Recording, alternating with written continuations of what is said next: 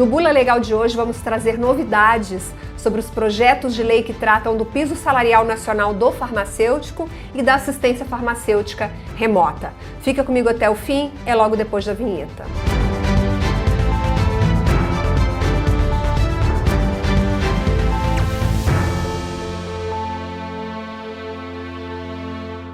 Olá, bem-vinda, bem-vindo ao canal da Ascoferj no YouTube. A gente está começando mais uma edição do Bula Legal, programa de número 30. Se você ainda não é inscrito aqui no canal da Ascoferj, aproveite para se inscrever agora, para você não esquecer, e ative as notificações, isso é muito importante. Lembrando que o Bula é um programa mensal e ele existe para a gente ficar de olho nos projetos de lei que tramitam no Congresso Nacional, na Alerj, na Câmara Municipal do Rio de Janeiro. A gente está ali de olho, acompanhando o que é bom e o que é ruim para o setor farma. Está aqui comigo hoje Rafael Spinel, advogado, presidente executivo da ABC Farma, um especialista em mercado farmacêutico. Rafael, mais uma vez, muito obrigada pela sua presença. Eu que agradeço, Viviane. Olá a todos, é um prazer. Bom, vocês devem estar sentindo falta do nosso colega André Borba, da Arco Advice. Pois é, pessoal, o André não está aqui hoje com a gente porque os projetos de lei do setor que tramitam na Alerj, na Câmara Municipal do Rio de Janeiro, estão parados, não evoluíram, não andaram. Então o André, infelizmente, não tem notícias pra gente. Mas no programa de número 31 ele estará de volta, a gente espera que os projetos caminhem. Rafael, comecemos pelo piso salarial do farmacêutico que está em discussão no Congresso, o piso salarial nacional. Houve algum andamento? O projeto de lei propõe um piso nacional de R$ 6.500. Em que pé está esse projeto, Rafael? Exatamente, Viviane. Esse projeto teve recentemente algumas movimentações, dois fatos importantes que ocorreram. Primeiro, que nós já mencionamos aqui, a apresentação na Comissão de Trabalho do parecer favorável pelo deputado Arthur Faleiro.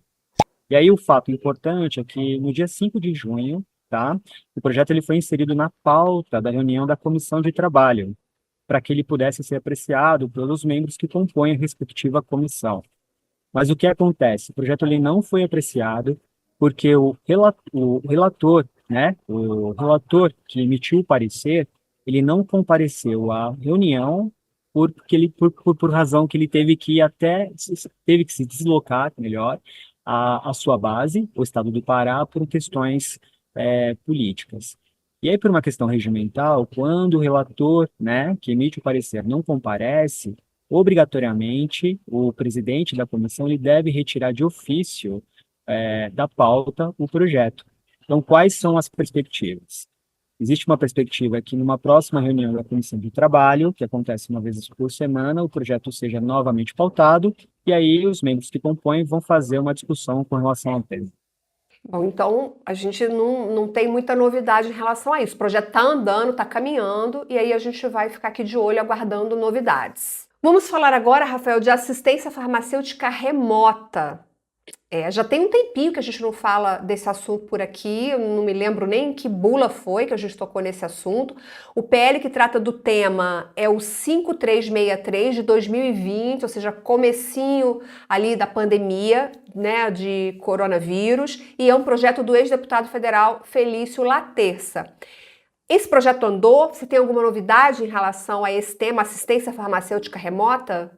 Muito bem mencionado, Viviane. É um projeto do ano de 2020, foi apresentado pelo até então deputado federal Felício Laterça, e nessa nova legislatura, ele novamente foi colocado em discussão. E o que acontece? Ele está tramitando atualmente na Comissão de Saúde, E na Comissão de Saúde já foi designado um relator com relação ao projeto, que é a deputada Alice Portugal, do estado da Bahia, e a deputada apresentou um parecer pela rejeição do projeto de lei apresentado na sua origem pelo deputado Laterça. Só que o que acontece?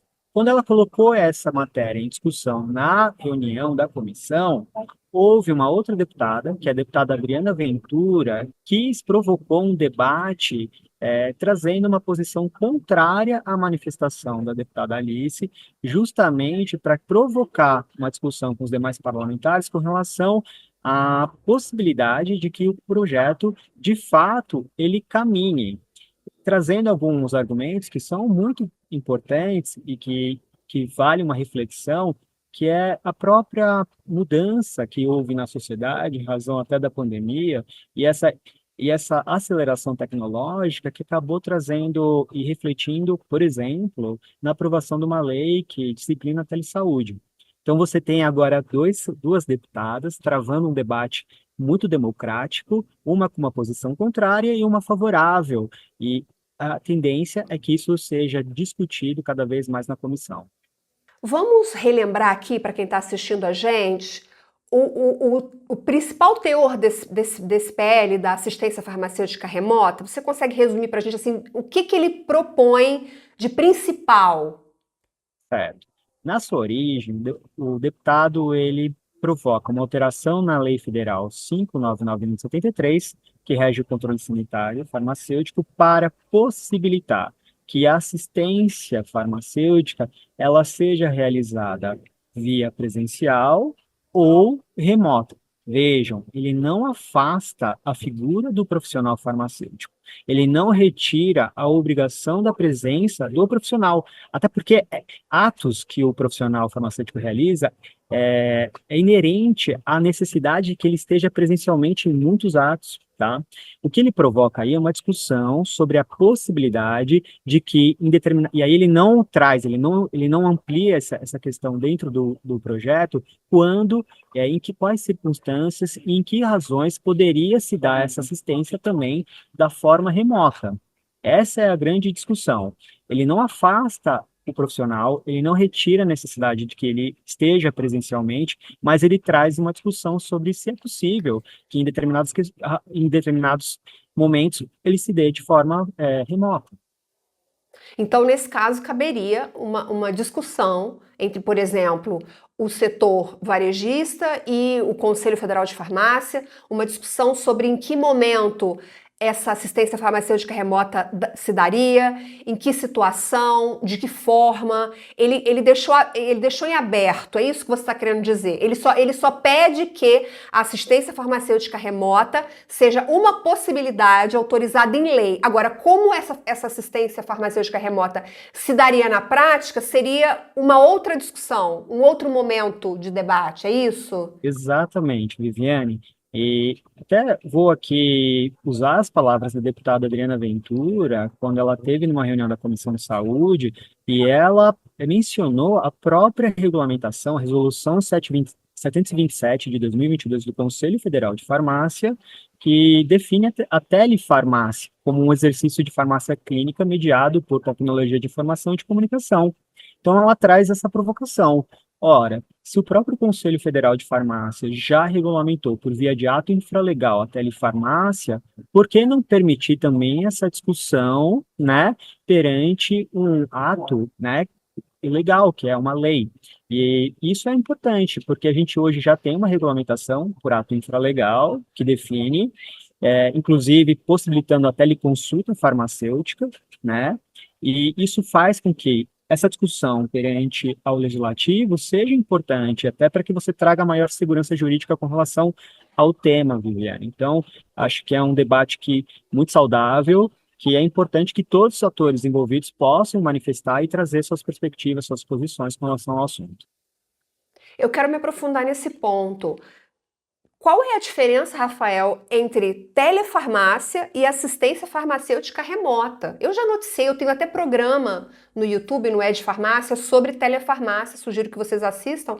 Tá bem interessante, mas sinceramente, eu queria entender melhor qual é a diferença da telefarmácia para assistência farmacêutica remota. Conceitualmente, Viviane, me permito usar um pouco o conceito que foi utilizado pelo Conselho Federal de Farmácia, tá? Por quê? Porque ele define a telefarmácia, como eu mencionei, como um exercício da farmácia clínica. Só que ele limita essa telefarmácia para algumas modalidades de atendimento. A teleconsulta, a teleinterconsulta, o telemonitoramento e a teleconsultoria. E aí você pode me perguntar, então, e os atos inerentes ao responsável técnico? Por exemplo, a gestão, o ato que ele realiza durante o processo da sua assunção de responsabilidade técnica, poderia? Conceitualmente, numa interpretação mais ampla, sim. Só que quando a gente se baseia na norma do Conselho Federal de Farmácia, há uma vedação. Inclusive, na própria resolução do Conselho, ele determina, ele disciplina que os atos inerentes à responsabilidade técnica do profissional, eles não estão abrangidos pela telefarmácia. Então, esse é o ponto de discussão. Se você E me quais são perguntar. esses atos? Vamos dar exemplo aqui para quem está assistindo a gente? Por exemplo, uma dispensação de um medicamento controlado, por exemplo. É um desses Não, atos? esse especificamente ele não poderia ser realizado, tá? Por via telefarmácia, porque é um ato inerente ao profissional e obrigatoriamente precisa que ele esteja fisicamente, né, presente no estabelecimento. Mas a orientação aos profissionais que atuam no estabelecimento farmacêutico, né, é, a gestão de documentos do estabelecimento, que ele pode realizar isso de uma forma remota, eventuais atos de dispensação, de orientação com relação ao uso de não medicamentos de uso controlado, que ele poderia também fazer isso de uma maneira remota. Então, veja que há um leque de atos que poderiam ser harmonizados, né? Obviamente, assegurando a questão sanitária, a questão de saúde do consumidor, a questão e a proteção da saúde do consumidor, e que não impute risco realmente à atividade que você poderia discutir. Este é o ponto fundamental que eu acho que vale muito a pena aprofundar e que as partes elas se retirem um pouco de questões mais conceituais e entendam que, olha, será que não seria interessante? A gente já exemplificamos aqui, né, Viviane, por exemplo, num afastamento temporário, numa questão, num caso fortuito que um profissional não possa estar presente, será que essa assistência de forma remota, impondo limitações com relação aos atos, não seria possível? Não seria até benéfico? Será que hoje a gente sabe que tem regiões, por exemplo, no regiões do Norte, do Nordeste, onde você tem uma dificuldade do acesso desses profissionais? Será que essa assistência remota, obviamente com limitações, não seria também algo importante? E aí, lembrando, tá, Viviane, que acho que é um ponto muito importante, a própria Lei 5.991, né, que a gente mencionou, que rege o controle sanitário de medicamentos, ela tem um dispositivo, que é o artigo 17, que possibilita que, no caso de você ter uma rescisão contratual do profissional farmacêutico, a farmácia possa atuar durante 30 dias sem o profissional. Ou seja, a lei já lhe permite que você atue, durante, obviamente, num prazo limitado, sem o profissional. Então, acredito que, se pode o mais, a gente pode discutir esse menos. Obviamente, garantindo a empregabilidade, garantindo e fortalecendo e valorizando a figura do profissional farmacêutico, mas fazendo essa discussão sobre essas questões, em que medida isso também pode ser um ganho de eficiência, até mesmo para o próprio profissional. Eu entendi a posição do conselho, não ouvi o conselho, né? Eu li a posição do conselho. Existe um receio muito grande, como você disse, de esvaziar a profissão farmacêutica, de que com a aprovação desse PL, o farmacêutico não seja mais necessário fisicamente dentro de um estabelecimento farmacêutico. Mas pelo que eu entendi, o PL não prevê isso, né? Uma coisa não exclui a outra, né? Na verdade, não são excludentes, né? São complementares, pelo menos pelo que eu entendi você colocar aqui. Perfeito, Viviane. Me permite exemplificar mais com mais uma questão. A gente teve recentemente a aprovação da norma da Anvisa que trata dos exames de análises clínicas, né? Ele só pode ser realizado pelo profissional farmacêutico. E esse exame só pode ser feito presencialmente. Então, assim, não há quando você analisa todos os atos que são inerentes a esse profissional, como dizer que ele vai se excluir a figura presencial do profissional. Porque, como eu mencionei, há várias ações, várias circunstâncias que o profissional obrigatoriamente deve estar presente no ambiente da farmácia.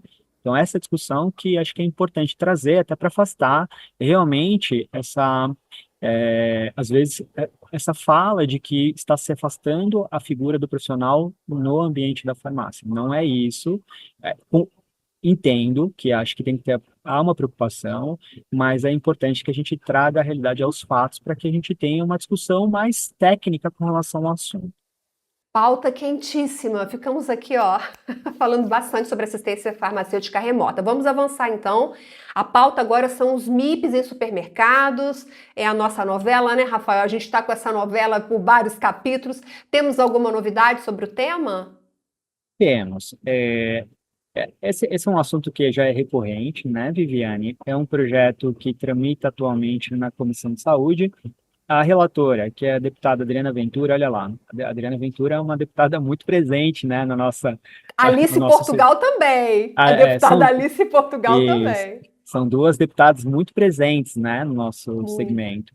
E nesse projeto ela apresentou, a gente já falou, um parecer favorável à venda de medicamentos de prescrição em supermercados, mas ela traz aqui algo que a nós preocupa e a todos aqueles que têm uma preocupação com as questões sanitárias da saúde, porque ela afasta a presença do profissional farmacêutico possibilitando a venda.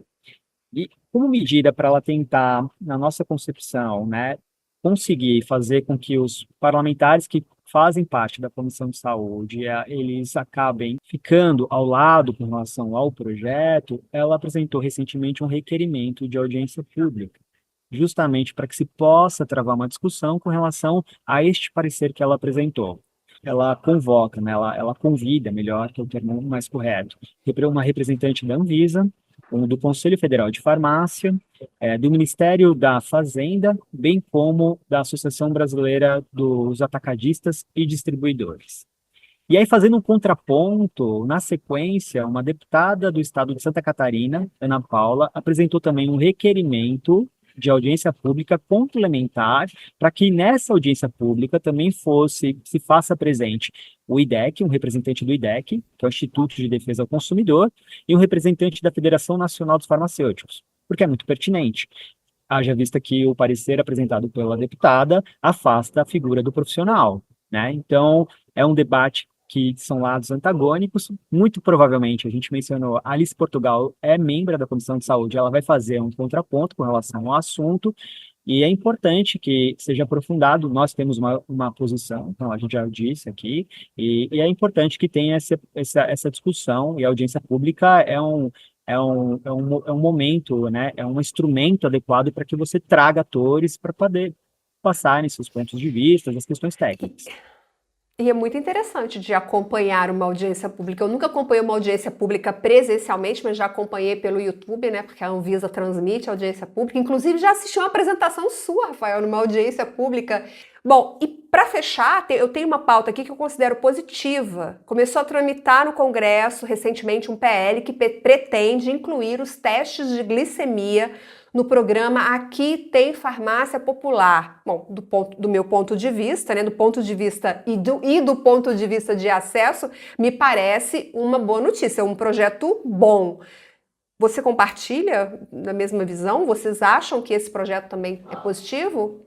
Sem sombra de dúvidas, Viviane, é um projeto muito interessante da deputada federal Flávia Moraes, do PDT de Goiás, e é muito interessante que na justificativa dela apresentada ao projeto de lei, ela aduz que e eu não tinha esse conhecimento, cerca de 9,4% da população brasileira tem essa doença, né, o diabetes, o que representaria mais de 60 milhões de pessoas com níveis inadequados, né, de glicose na corrente sanguínea, né?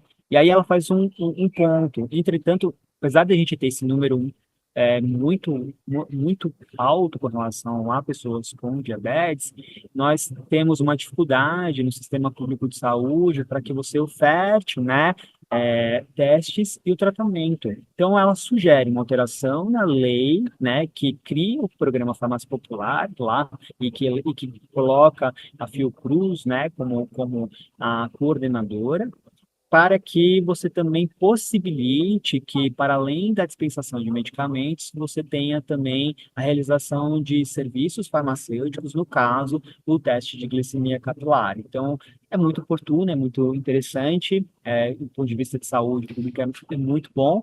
Só tem um ponto aqui, tá, Viviane, que é uma questão mais Qual é? técnica. Esse projeto ele vai tramitar em algumas comissões, são 4 comissões, E ele vai ter um ponto de discussão muito sensível na Comissão de Finanças e Tributação. E por quê? Isso é um ponto que a gente pode até fazer até um adendo com relação ao piso salarial farmacêutico. Sempre quando um deputado, ele apresenta um projeto que obrigatoriamente vai ensejar uma despesa, um aumento no orçamento com relação às despesas públicas, obrigatoriamente esse projeto, né, isso foi por via de uma emenda constitucional, ele deve apresentar e indicar a sua fonte de custeio. Ou seja, o parlamentar ele tem a prerrogativa de apresentar um projeto que traga benefícios, ganhos, mas se isso impor despesas públicas, se isso afetar o orçamento público, ele tem que indicar essa fonte de custeio. Como que o governo federal ele vai conseguir suportar, né, e ele vai poder realizar, né, o que se pretende de acordo com o orçamento público. Isso não foi apresentado nesse projeto, tal qual também não foi no piso salarial farmacêutico. E qual é a consequência disso, Viviane? Isso pode ensejar uma grande dificuldade de aprovação dele nessa comissão de finanças, que é a comissão que tem a competência para tratar dessa matéria, desse ponto específico. Sim, tem que saber de onde vem o dinheiro. O governo vai bancar os testes, mas vai pagar como? Então faz Isso. todo sentido. Agora, também faz todo sentido um projeto como esse, porque as farmácias já estão prontas para isso. A gente, né, teve aí recentemente a aprovação da Anvisa para outros testes, para outros exames de análises clínicas. Então, digamos que o ambiente da farmácia está totalmente propício a receber esse incremento, digamos assim, ao farmácia popular, porque a farmácia vem ganhando essa notoriedade, né, de serviço de saúde, enfim. Então, tomara que passe, eu acho que vai ser muito bom para o nosso setor. Rafael, eu não sei se você quer fazer alguma consideração para a gente encerrar? Só, Chancellor, assina embaixo as suas falas, é exatamente isso. A gente atuará e realmente todas as entidades, como a Bicefarma, a Scofeg, estão à disposição, né, para poder auxiliar na construção e na aprovação desse projeto, que é um ganho, eu digo, isso é importante, não tão somente para o setor, como você bem mencionou, que hoje está preparado, mas para toda a sociedade, né? Ganha a sociedade que tenha as farmácias, a grande capilaridade para poder prover esse serviço. Rafael, muito obrigada pela sua participação, foi excelente. Eu que agradeço, um grande abraço a todos, fiquem com Deus. E você, conta para mim nos comentários o que você achou, o que você acha de todos esses projetos. Você tem uma opinião? Coloca pra gente aqui nos comentários, a gente quer conhecer a sua visão sobre os projetos de lei que tramitam no Congresso, na Alerj, na Câmara, enfim. Conta pra gente nos comentários, deixa o seu like, compartilhe este vídeo com a sua rede de contatos, isso é super importante. E eu te vejo no próximo Bula Legal, no mês que vem, programa de número 31. Até lá, tchau, tchau.